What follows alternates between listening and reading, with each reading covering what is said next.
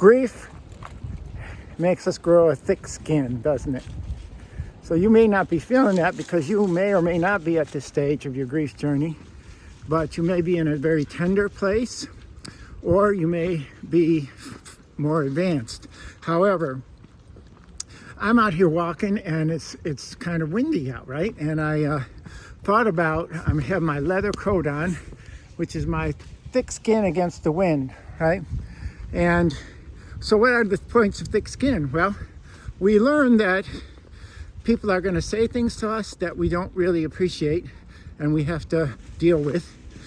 We learn that we are going to lose some people in our lives because either they don't show up for us, or they're scared and don't know what to do, or frankly, they don't serve us, and not in a selfish way, but in a way that is, supportive of our grief, right?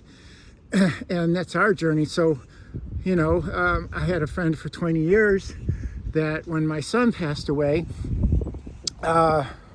didn't know what to do and say, and we haven't spoken for probably since my son passed away, right? So we lose our people, and we have to develop that additional layer of grief or sadness, right?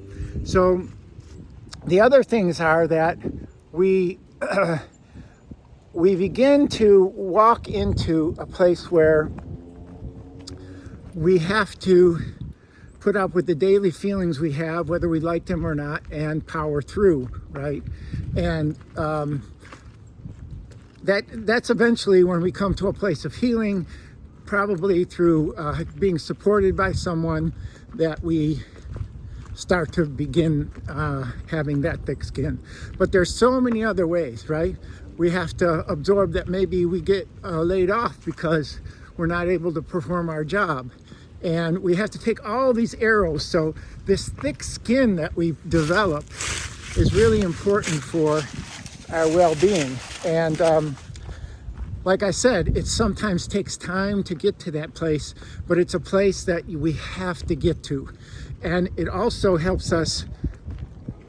It may not feel right, but it takes us to a more authentic place within ourselves, to who we are, to what we know about ourselves when we don't know how to navigate into the world. So it's a very important inflection point for you to be able to do that.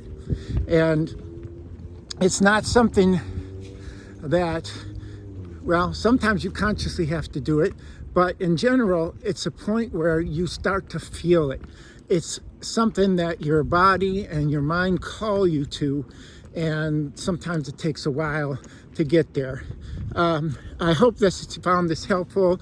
I encourage you to subscribe to this channel, where I will be sharing more about, how we experience grief, some tips, facts, and you can click on the link that's associated with this video and get some free resources if you like those. There's nothing for sale.